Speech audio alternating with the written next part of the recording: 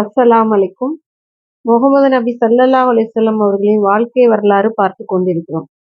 போன தொடரில் அவர்களின் இரத்த சொந்தங்களே அவரை கொடுமைப்படுத்தியதும் துன்புறுத்தியதை பற்றி பார்த்தோம். இன்னும் என்னென்ன செய்தார்கள் என்பதை பார்க்கலாம். அவர் எவ்வளவு வேதனைகளை சந்தித்தார் என்பதை நாம் பார்க்கலாம். முகமது நபி ஸல்லல்லாஹு அலைஹி வஸல்லம் அவர்களை கண்ணியமிக்க பள்ளியில் தொழுபவர்களாக பார்த்த தினத்திலிருந்தே அங்கு தொழுவதிலும் நபி ஸல்லல்லாஹு அலைஹி வஸல்லம் அவர்களை தடுத்து வந்தான். ஒருமுறை நபி ஸல்லல்லாஹு அலைஹி வஸல்லம் அவர்கள் மஹ்மூத் இப்ராஹிமிற்குள் அருகில் தொழுவதை பார்த்த அவன், முகமதே, நான் உன்னை இதிலிருந்து தடுத்திருக்கவில்லையா என்று கூறி கடுமையாக எச்சரித்தான். அதற்கு நபி ஸல்லல்லாஹு அலைஹி வஸல்லம் அவர்களும் தக்க பதில் கூறி அவனை அதட்டினார்கள். அதற்கு அவன், முகமதே, எந்த தைரியத்தில் நீ என்னை மிரட்டுகிறாய்? அல்லாஹ்வின் மீது ஆணையாக, இவ்வோடையில் வசிப்போரின் நானே பெரியவுடையவன், ஆதரவாளர்களை கொண்டவன் என்பதை உனக்கு தெரியாதா என்றான். அப்போது ஆகவே அவன் தன் உதவிக்காக தன் சபையோரை அழைக்கட்டும், நாமும் அவனை நரகத்திற்கு அனுப்ப நரகத்தின் காவலாளிகளை அழைப்போம். அல் குர்ஆன் 96வது சூரா 17, 18 வசனங்கள் ஆகிய வசனங்களை அல்லாஹ் இறக்கினான். மற்றொரு அறிவிப்பில் வந்திருப்பது, நபி ஸல்லல்லாஹு அலைஹி வஸல்லம் அவர்கள் அவனது கழுத்தை பிடித்து உலுக்கி, உனக்கு கேடுதான் என்று சொன்னார்கள். அல் குர்ஆன் 75வது சூரா 34, 35 வசனங்கள் என்ற வசனங்கள் கூறினார்கள். அதற்கு அல்லாஹ்வின் விரோதியின் அவன், முகமதே, என்னையா நீ எச்சரிக்கிறாய்? நீயே உனது இறைவனும் என்னை ஒன்றும் செய்துவிட முடியாது. மக்காவில் இரு மலைகளுக்கும் இடையில் நடந்து செல்பவர்கள் நானே மிகவும் பலசாலி என்று கூறினான். இவ்வாறு கண்டித்ததற்கு பிறகு அபு ஜஹல் தனது மடமையிலிருந்து சுதாரித்துக் கொள்ளாமல் தனது கெட்ட செயலை தீவிரமாக்கிக் கொண்டே இருந்தான். இதை பற்றி ஒரு சம்பவத்தை அபூ ஹுரைரா ரலியல்லாஹு அவர்களின் வாயிலாக இமாம் முஸ்லிம் அறிவிக்கிறார்கள். முகமது உங்களுக்கு முன்னிலையில் தனது முகத்தில் மண்ணில் வைத்து தேய்க்கிறாராமே என்று அபு ஜஹல் கேட்டான். குழுமி இருந்தவர்கள் ஆம் என்றார்கள். அதற்கு அவர்கள், லாத் உஜ்ஜாவின் மீது சத்தியமாக, நான் அவரை பார்த்தால் அவரது பிடரியில் மீது கல் வைத்து அழுத்தி அவரது முகத்தை மண்ணோடு மண்ணாக்கி விடுவேன் என்று கூறினான். சிறிது நேரத்துக்கு பிறகு நபி ஸல்லல்லாஹு அலைஹி வஸல்லம் அவர்களிடம் வந்தான்.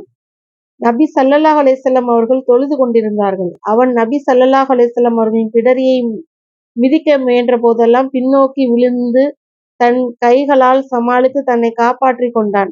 மக்கள், அபு ஜஹலே, என்ன நேர்ந்தது என்று கேட்டனர்கள். அதற்கு அவன், எனக்கு அவருக்கும் இடையே நெருப்பிலான அகழியையும் மிக பெரிய பயங்கரத்தையும் பல இறக்கைகளையும் நான் பார்த்தேன் என்று கூறினான். பிறகு நபி ஸல்லல்லாஹு அலைஹி வஸல்லம் அவர்கள், அவன் என் அருகில் நெருங்கி இருந்தால் வானவர்கள் அவனுடைய ஒவ்வொரு உறுப்பையும் பீத்து எறிந்திருப்பார்கள் என்று கூறினார்கள். இதற்கு முன் நாம் கூறியதெல்லாம் தாங்கள் அல்லாஹ்வின் சொந்தக்காரர்கள், அவர்களது புனித பூமியில் வசிப்பவர்கள் என்று பீற்றிக் கொள்ளும் இணை வைப்பவர்களின் கரங்களால் நபி ஸல்லல்லாஹு அலைஹி வஸல்லம் அவர்களுக்கு முஸ்லிம்களுக்கும் ஏற்பட்ட அநியாயம் மற்றும் கொடுமையின் ஒரு சிறிய தகவல்தான். இத்தகைய இக்கட்டான காலகட்டத்தில் நபி ஸல்லல்லாஹு அலைஹி வஸல்லம் அவர்கள் முஸ்லிம்களுக்கு ஏற்பட்ட சோதனையும் வேதனையும் முடிந்த அளவு இலகுவாக்கி அவற்றிலிருந்து முஸ்லிம்களை பாதுகாக்க மதிநுட்பமான ஒரு திட்டத்தை தீட்ட வேண்டும் என்ற முடிவுக்கு வந்தார்கள். இதற்கு 2 திட்டங்கள் நபி ஸல்லல்லாஹு அலைஹி வஸல்லம் அவர்கள் வகுத்தார்கள். அவ்விரு திட்டங்களால் அழைப்பு பணியை வழிநடத்துவதிலும் லட்சியத்தை அடைவதிலும் பற்பல பலன்கள் கிட்டின. அவையாவன: அழைப்பு பணிக்கு மையமாக ஒழுக்க போதனையும் உறைவிடமாகவும் அர்கம் இப்னு அபுல் அர்கம் மக்ஸூமி என்பவரின் வீட்டை நபி ஸல்லல்லாஹு அலைஹி வஸல்லம் அவர்கள் தேர்ந்தெடுத்தார்கள். 2. முஸ்லிம்களை ஹபஷாவிற்கு எத்தியோப்பியா குடிபெயருமாறு கட்டளையிட்டார்கள். அர்கமின் இல்லத்தில் அழைப்பு பணி. இந்த வீடு சபா மலையின் கீழே அந்த அநியாயக்காரர்களின் கண் பார்வைக்கும் அவர்களது சபைக்கும் தூரமாக இருந்தது. முஸ்லிம்கள் ரகசியமாக ஒன்று கூட இவ்வீட்டை நபி ஸல்லல்லாஹு அலைஹி வஸல்லம் அவர்கள் தேர்ந்தெடுத்தார்கள். அவ்வீட்டில் முஸ்லிம்களுக்கு குர்ஆன் ஓதி காண்பித்து அவர்களுக்கு அதன் பண்புகளையும் சட்ட ஞானங்களையும் கற்றுக் கொடுத்து வந்தார்கள். அங்கு முஸ்லிம்கள் வணக்க வழிபாடுகளை நிறைவேற்றிக் கொண்டு மார்க்க கல்வியையும் கற்று வந்தார்கள். புதிதாக இஸ்லாமிற்கு வர விரும்புவர்கள் அவ்விடத்தில் வந்து இஸ்லாமை தழுவுவார்கள். இது வரம்பு மீறிய அந்த அநியாயக்காரர்களுக்கு தெரியாததால் முஸ்லிம்கள் ஓரளவு நிம்மதியுடன் பாதுகாப்புடன் அங்கு வந்து இருந்தனர்கள். முஸ்லிம்களையும் நபி ஸல்லல்லாஹு அலைஹி வஸல்லம் அவர்களையும் ஒரு சேர ஓரிடத்தில் இணை வைப்பவர்களை கண்டுவிட்டால் நபி ஸல்லல்லாஹு அலைஹி வஸல்லம் அவர்கள் தங்களது தோழர்களுக்கு கற்றுத்தரும் ஒழுக்க பணிகளையும் குர்ஆன் மார்க்கத்தையும் நிச்சயமாக தங்களது சக்தி மீறிய குறுக்கு வழிகளையும் கொண்டு தடுப்பார்கள். அதனால் இரு கூட்டத்தினர்களுக்கும் இடையே கலகலப்பு கூட நிகழ்ந்துள்ளது. நபி ஸல்லல்லாஹு அலைஹி வஸல்லம் அவர்கள் தங்களது தோழர்களுடன் மலைக் கணவாயில் தொழுது வந்தார்கள். ரகசியமாக தொழுது வருவார்கள். ஒருமுறை அதனை பார்த்துவிட்ட குறைஷி நிராகரிப்பவர்களே அவர்களை வாய்க்கு வந்தபடி ஏசி பேசி அவர்களுடன் சண்டையிட்டனர்கள். அச்சண்டையில் ஸஅது இப்னு ஆபி வக்காஸ் ரலியல்லாஹு ஒருவனை வெட்டி சாய்த்து விட்டார்கள். இதுதான் இஸ்லாமிற்காக செய்யப்பட்ட முதல் கொலை. இவ்வாறு கலகலப்பு தொடர்ந்ததால் முஸ்லிம்கள் அழிக்கப்படலாம். ஆகவே ரகசியமாக பணிகளை தொடர்வதுதான் சரியான முறையாகப்பட்டது. பொதுவாக நபி தோழர்கள் தங்கள் இஸ்லாமை ஏற்றுக்கொண்டதை வெளிக்காட்டிக் கொள்ளாமல் தங்களது வணக்க வழிபாடுகளை மறைமுகமாக செய்து வந்தனர்கள். ஆனால் நபி ஸல்லல்லாஹு அலைஹி வஸல்லம் அவர்கள் மட்டும் குறைஷியர்களுக்கு முன்னிலையிலும் தங்களது வணக்க வழிபாடுகளை அழைப்பு பணியையும் பகிரங்கமாக செய்து வந்தார்கள். எதற்கும் அவர்கள் அஞ்சி விடவில்லை. ஆனால் இஸ்லாம் மற்றும் முஸ்லிம்களின் நன்மையை கருதியே முஸ்லிம்களை ரகசியமாக சந்தித்து வந்தார்கள். ஹபஷாவில் அடக்கலம். நபித்துவத்தின் 4ஆம் ஆண்டு நடுவில் அல்லது இறுதியில் முஸ்லிம்கள் மீது நிராகரிப்பவர்கள் வரம்பு மீற ஆரம்பித்தனர்கள். தொடக்கத்தில் குறைவாக தென்பட்ட துன்பங்கள் நாளுக்கு நாள் அதிகரித்துக் கொண்டே சென்றன.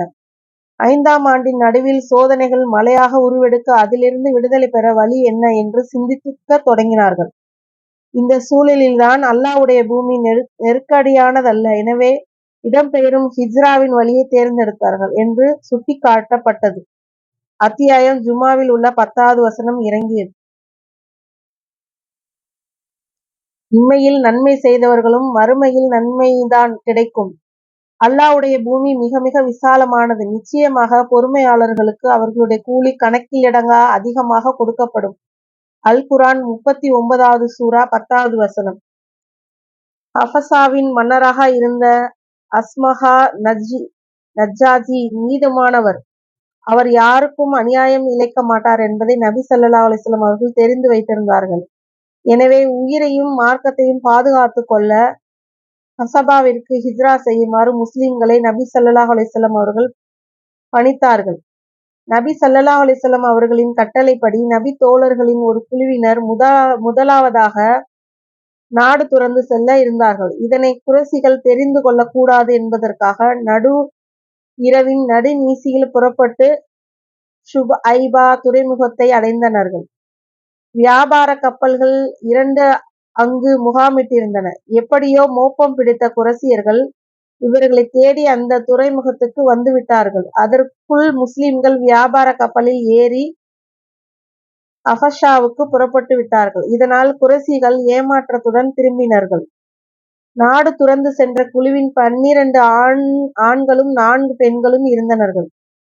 அவர்களுக்கு தலைவராக உஸ்மான் இப்னு அஃபான் ரலியல்லாஹு இருந்தார். இப்பயணத்தில் அவர்களில் மனைவியான நபி ஸல்லல்லாஹு அலைஹி வஸல்லம் அவர்களின் மகள் ருக்கையா ரலியல்லாஹும் உடன் இருந்தார்கள். நபி இப்ராஹிம் அலைஹிஸ்ஸலாம், நபி லூத் அலைஹிஸ்ஸலாம் ஆகிய இருவரும் பின் அல்லாஹ்வின் பாதையில் ஹிஜ்ரா செய்த முதல் குடும்பம் இதுதான் என்று இவ்விருவரையும் பற்றி நபி ஸல்லல்லாஹு அலைஹி வஸல்லம் அவர்கள் கூறினார்கள். அல்லாஹ்வின் அருளால் முஸ்லிம்கள் ஹபஷாவில் வாழ்வை நிம்மதியாக கழித்தார்கள். இது நபித்துவம் பெற்ற 5ஆம் ஆண்டின் ரஜப் மாதத்தில் நடைபெற்றது. இணை வைப்பவர்களுக்கு சிரம் பணிந்தனர். அந்த ஆண்டு ரமலான் மாதம் ஒரு இரவு நபி ஸல்லல்லாஹு அலைஹி வஸல்லம் அவர்கள் புனித பள்ளிக்கு சென்றார்கள். அங்கு குறைஷியரும் அவரது தலைவர்களும் கொண்ட பெரும் கூட்டம் ஒன்று குழுமியிருந்தது. திடீரென்று அவர்களுக்கு முன் நபி ஸல்லல்லாஹு அலைஹி வஸல்லம் அவர்கள் தோன்றி அத்தியாயம் அன்-நஜ்வை ஓதினார்கள். நிராகரிப்பவர்கள் இதற்கு முன் குர்ஆன் வசனங்களை கேட்டதில்லை. அதற்கு காரணம், குர்ஆனை நீங்கள் கேட்காதீர்கள், அது ஓதப்படும் போது வீண் செயல்களில் ஈடுபடுங்கள் என்று அவர்கள் ஒருவர் மற்றவரை கூறி வந்ததும் நிராகரிப்பவர்களின் இந்த கூற்றை பற்றியே. நிராகரிப்பவர்களை மற்றவர்களை நோக்கி, நீங்கள் இந்த குரானை உங்கள் காதாலும் கேட்காதீர்கள். எவர் அதனை ஓதிய போது நீங்கள் அச்சமயம் சத்தமிட்டு அதில் குழப்பம் உண்டு பண்ணினால் நீங்கள் வென்றுவிடுவீர்கள் என்று கூறினார்கள்.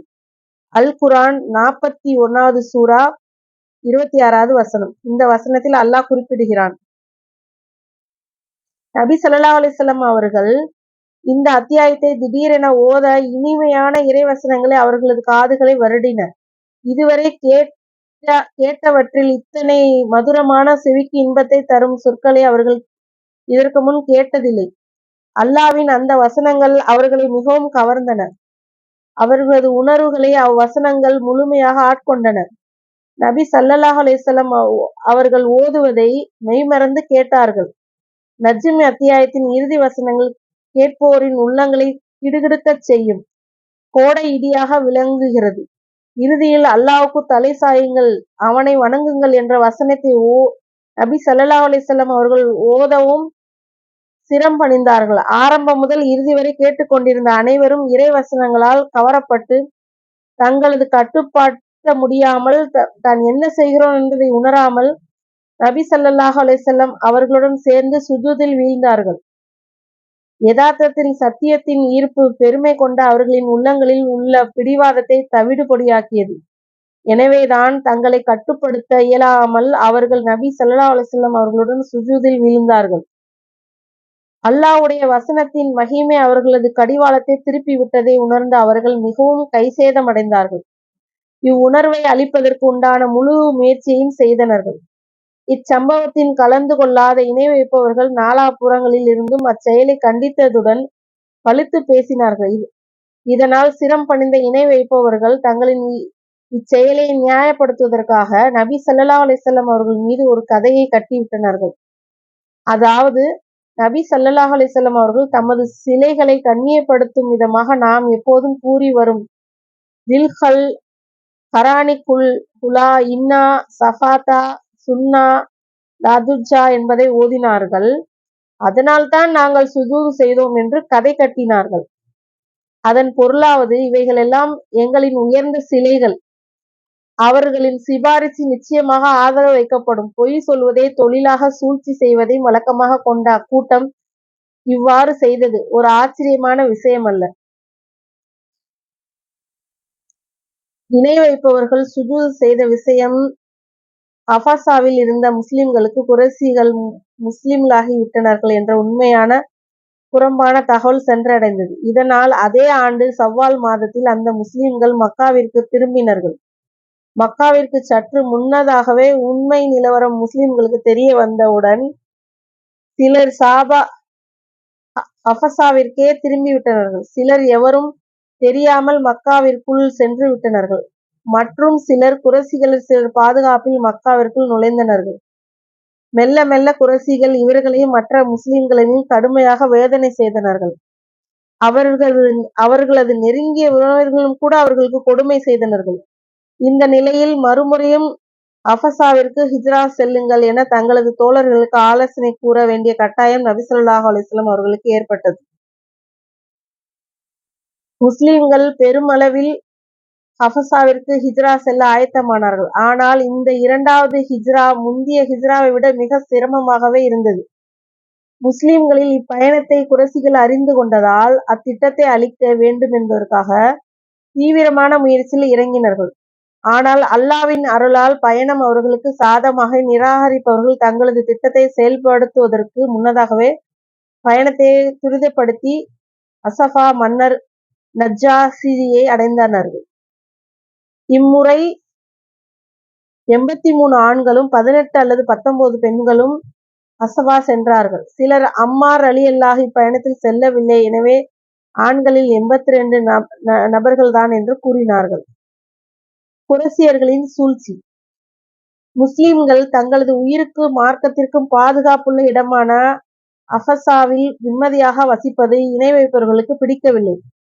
எனவே அவர்கள் நுண்ணறிவுடன் வீரமிக்க அம்ரு இப்னு ஹாஸ், அப்துல்லா இப்னு அப்ரதா ஆகிய இருவரை தேர்ந்தெடுத்து அவர்கள் நஜ்ஜாஷியையும் அவரது மத குருவையும் சந்தித்து பேசி முஸ்லிம்களை நாடு கடத்தும்படி வேண்டிக் கொள்ள வைக்கும்போது அவர்களுக்கு அன்பளிப்பாக கொடுப்பதற்கு மதிப்பு மிக்க வெகுமதியுடன் அசஃபா அனுப்பி வைத்தனர்கள். முதலில் அவ்விருவருக்கும் மத குருக்களிடம் சென்று அவர்களுக்குரிய அன்பளிப்புகளை கொடுத்து முஸ்லிம்களை வெளியேற்றுவதற்காக தகுந்த காரணங்களை கூறினார்கள். அந்த மத குருக்களும் அதனை ஏற்று முஸ்லிம்களை வெளியேற்றுவதற்கு நஜ்ஜாஜியிடம் ஆலோசனை கூறுவோம் என்று ஒப்புக்கொண்டனர்கள். பிறகு அவ்விருவரும் நஜ்ஜாஜியிடம் வந்து அவருக்குரிய அன்பளிப்புகளை சமர்ப்பித்து அவரிடம் இது குறித்து பேசினார். அரசே, தங்கள் நாட்டில் சில அறிவற்ற வாலிபர்கள் வந்துள்ளார்கள். அவர்கள் தங்களது இனத்தவர்களின் மார்க்கத்தை விட்டு வெளியேற்றி விட்டனர்கள். உங்களது மார்க்கத்தையும் ஏற்றுக்கொள்ளாமல் உங்களுக்கும் நமக்கும் தெரியாத ஒரு புதிய மார்க்கத்தை பின்பற்றுகின்றார்கள். இவர்களது இனத்தில் உள்ளவர்கள், அதாவது இவ்வாலிபர்களின் பெற்றோர்கள், பெற்றோரின் சகோதரர்கள், நெருங்கிய உறவினர்கள் அனைவருமே இவர்களை அழைத்து வருவதற்காக எங்களை இங்கு அனுப்பியுள்ளார்கள். அவர்கள் இவர்களை நன்கு கண்காணிப்பவர்கள், பாதுகாப்பவர்கள். அவர்களை பற்றி இவர்களை குறைகூறிகளை நிந்தனைகளை அவர்களே நன்கறிவார்கள். ஆகவே நீங்கள் அவர்களுடன் எங்களுடன் திருப்பி அனுப்பிவிடுங்கள் என்று கூறினார். உடனே அங்கிருந்த மத குருக்களும், அரசே, இவ்விருவரும் உண்மைதான் கூறுகிறார்கள். இவர்களிடம் ஒப்படைத்து விடுங்கள். அவர்கள் இனத்தவர்களிடம் அவர்களை அழைத்து செல்வார்கள் என்றார்கள். ஆனால் பிரச்சனையை தீர விசாரிக்க வேண்டும் என்று முடிவு செய்து அந்த நாட்டு மன்னர் நஜ்ஜாஜி முஸ்லிம்களை அவரோட அரசவைக்கு வரவழைத்து அவர்களை விசாரிக்க முடிவு செய்தார். மற்றதை அடுத்த தொடரில் பார்க்கலாம். இன்ஷா அல்லாஹ்.